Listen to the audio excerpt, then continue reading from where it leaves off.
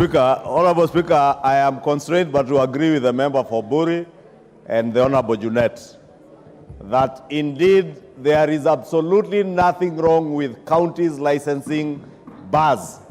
This particular incident in Kirinyaga, Honorable Speaker, and maybe the chair is not aware, already officers, police officers have been arrested and charged in court because they stole exhibits that were being stored in a police station and sold them to the person now who sold this alcohol to people in a bar. And therefore, Honorable Speaker, the problem is not just a problem that we can point at the county governments in terms of licensing of bars.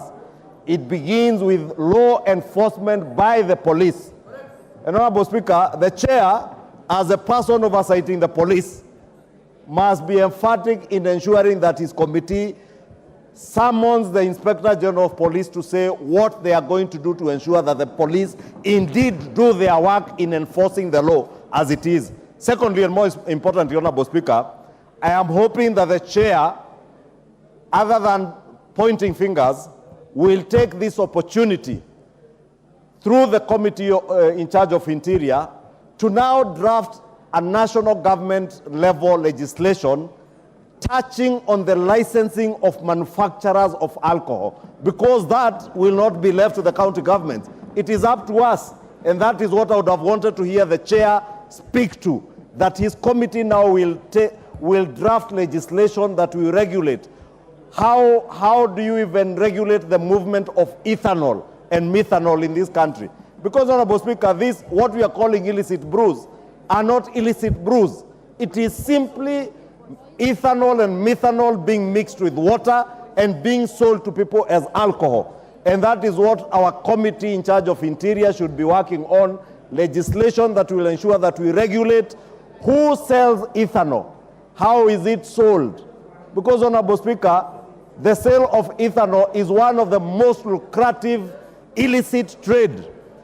The road between Namanga and Nairobi, Honorable Speaker, the entire corridor is a scene of crime. And the chair should know, from the Namanga border to Nairobi is an entire scene of crime. Every other truck, I hear even Isabania in Migori, every truck that you find on that road is carrying ethanol in drums. This ethanol is disguised with onions and tomatoes. And the police know, Honorable Speaker, if you want to be the OCPD Kajiado today, you have to know people in Vigilance House here to be deployed in Kajiado, because it is the most lucrative place to be in because of this illicit trade.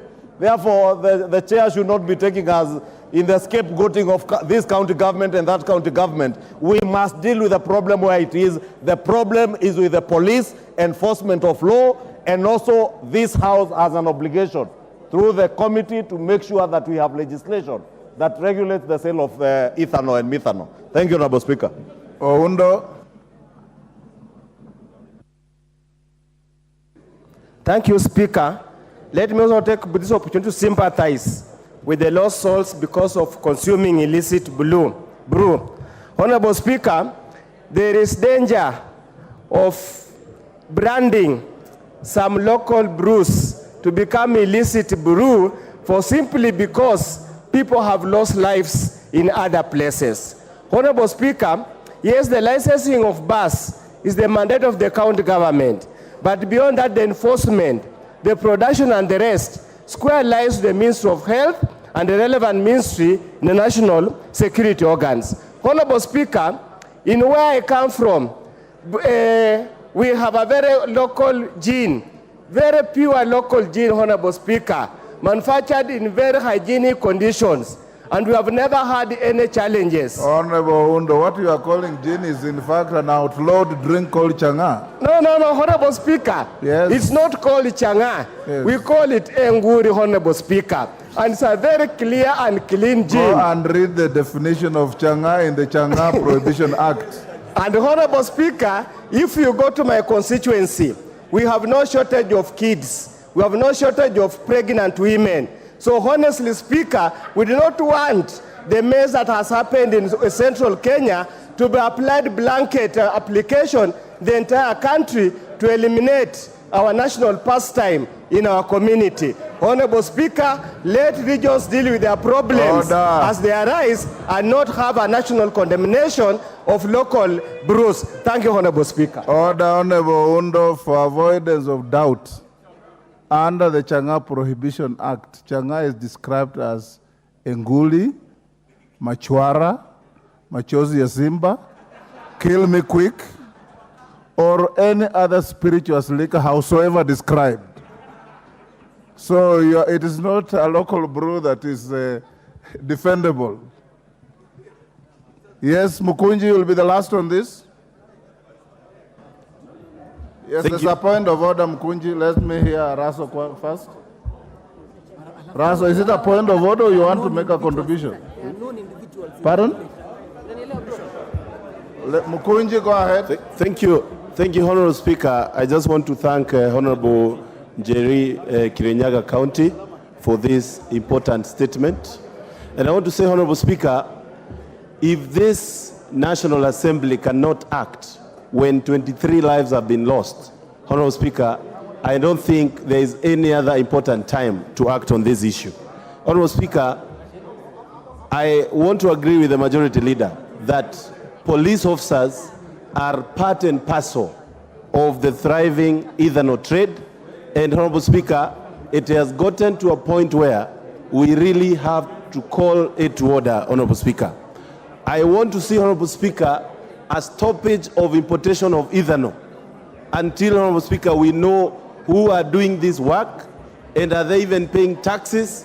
And Honorable Speaker, we have made billionaires out of ethanol trade. And these people have become too powerful that they are able to buy the police force from top to bottom. And that is why, Honorable Speaker, we have lost lives in Kirinyaga. We might continue losing lives. And Honorable Speaker, our young people, our generation that is behind us is in serious danger if this assembly does not act. We have to put laws and ensure we don't allow populations to thrive in drunkenness. And Honorable Speaker, when you meet a drunk person, that person is actually sick and is not actually a bad person. But Honorable Speaker, we are treating the symptoms instead of treating the disease. The people who are selling poison in this country are the people that are well known, and we have to go for them without fear or anything. Because, Honorable Speaker, if we don't do that, the population behind us is going to judge us in a very, very serious way. Thank you, Honorable Speaker. We'll end there on this.